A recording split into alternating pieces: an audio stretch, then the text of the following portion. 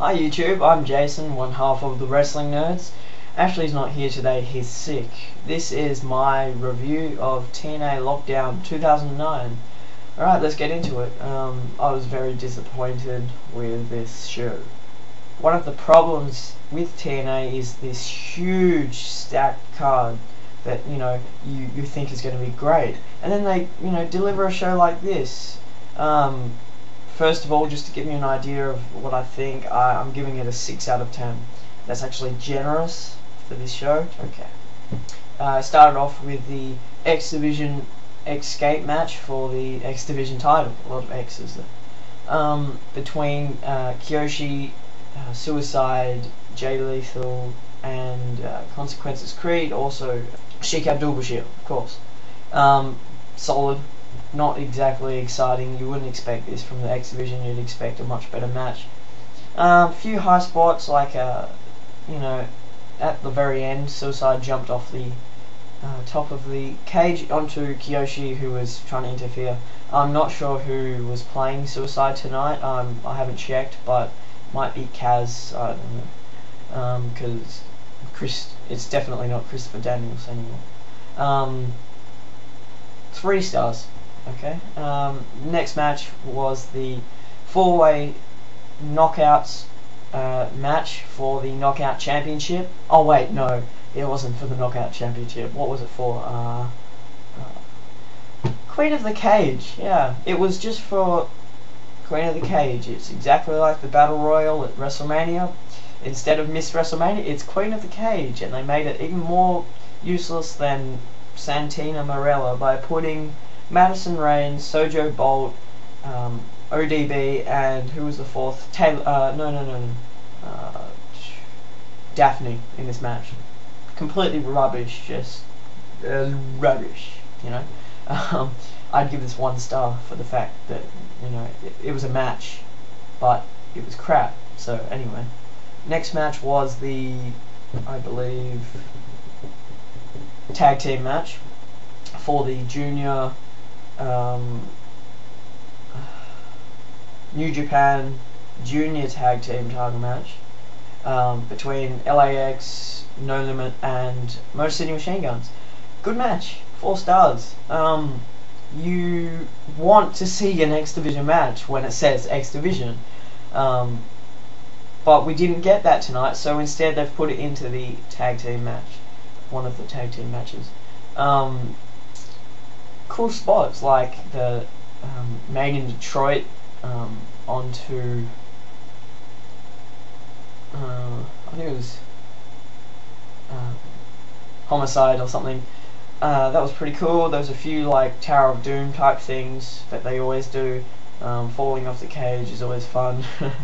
But mostly Machine Guns still champions, so that's about it. Next match was the Abyss versus sorry. The next match was the women's triple threat between Awesome Kong, Taylor Wilde, and Angelina Love for the Knockout Championship.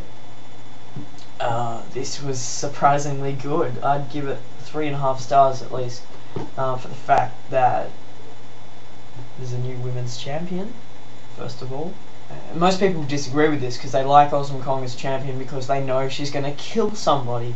But I think they need some more change in TNA. I mean, it's like the sign that says Main Event Mafia, because change is bad. It's like TNA need to be fresh again. They can't be stale like the WWE. So anyway, good match, solid match. At the end, it looked like Angelina Love got a huge bump on her head from a crossbody, and she was out of it pretty much. But you could see the referee on camera, of course, talking to her like, "Are you okay?" And she's like, "Oh." And so he said, "Finish the match." So they finished the match right there, and you got the new Knockouts champion. Abyss Matt Morgan, Chamber of Blood match. Another gimmick match that ends in thumbtacks for Abyss. Yeah, we got the debut of Stevie Richards as Dr. Stevie, actually acknowledged as Dr. Stevie. Some people, if you didn't know it was Stevie Richards, you are an idiot. By the way, check out my huge pencil. Yeah.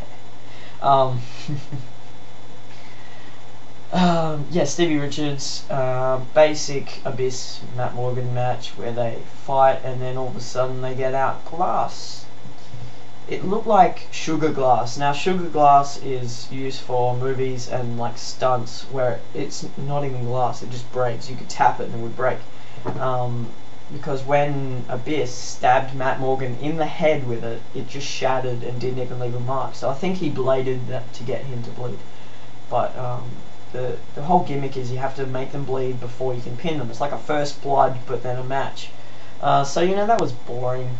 All of a sudden they get the thumbtacks, they spread the thumbtacks around, Abyss gets thrown in the thumbtacks, never seen that before. Matt Morgan wins, whoop-de-doo. Okay, they might do something with Stevie Richards, I don't know. Okay, the next match was the Philly street fight between Team 3D and Beer Money Incorporated. With all the hype and the fact that they were saying that in Philly the fans will kill you. I didn't get much of a delivery from this. I mean, you saw them, it was not really a street fight. They didn't go onto the street for the first thing. I know it's not meant to be taken literally, but they didn't go on the street. They spent about 10 minutes walking up and down the in the crowd, and that was supposedly the street fight, and then it ended up in a 3D by James Storm accidentally knocking Robert Roode into the 3D, and that was it. You know, boring, but you got new tag team champions in 3D. They've taken the Japanese ones. You know, okay, 3 stars, maybe 3.5, but not as expected. You'd expect more from this. The next match was the Lethal Lockdown. You know, eight guys you'd expect more from. Weapons. They could have made this so much better. Okay, you start off with Christopher Daniels and Kurt Angle in the ring. They're doing a normal wrestling match, okay? Then all of a sudden you've got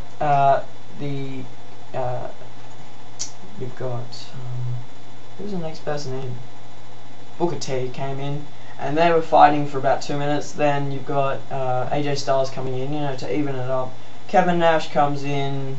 Then they had this weird thing backstage with Samoa Joe, where he was just standing there. I don't know what they did that for. That was stupid as hell.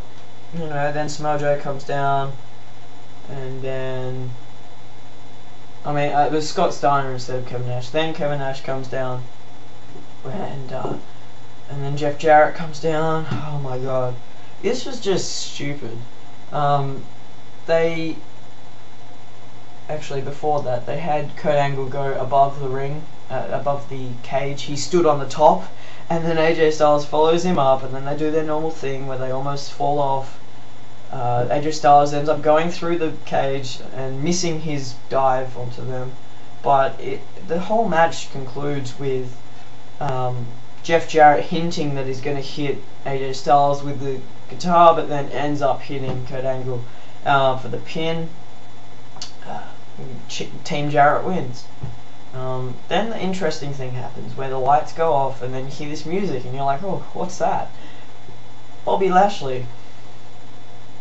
Bobby Lashley comes out, debuts. We were hearing about that, that he was going to debut very soon. So, yeah, that's interesting. It looks like he's going to be a heel and join Team Angle because, you know, he'd be a good monster heel. You know, something like that. This match on its own, yeah, I'd give it 4 stars for the guys that were in it and the stuff they did. I know I'm sort of contradicting myself with what I said at the start of this part of it, but you know, 4 stars, yeah, I'd say. It's a bit generous, but yeah, okay. Main event, Sting versus Mick Foley. More like Cactus Jack, of course, because, you know, on Impact, which was actually a really good Impact, he was doing his Cactus Jack crap, and you know, he brought that to the ring again today. Barbed wire, a lot of barbed wire hits in this match. Both of them got bloodied up, which seemed to be the trend for Lockdown tonight. But yeah, that was okay, interesting. But I hate to say it, but there's a new TNA World Heavyweight Champion. So Mick Foley actually pulled it off. He made the stipulation that he could escape from the cage and win the match, which wasn't originally planned. Well, it wasn't originally known. So that's what they did. But he ended up escaping faster than Sting, and that's it. That's Lockdown. So 6 out of 10. It was not as good as WrestleMania, which is sad because it should have been with the card they had. So subscribe, rate, comment, please guys, tell me what you thought of this pay-per-view. I'd love to know. So yeah, see ya.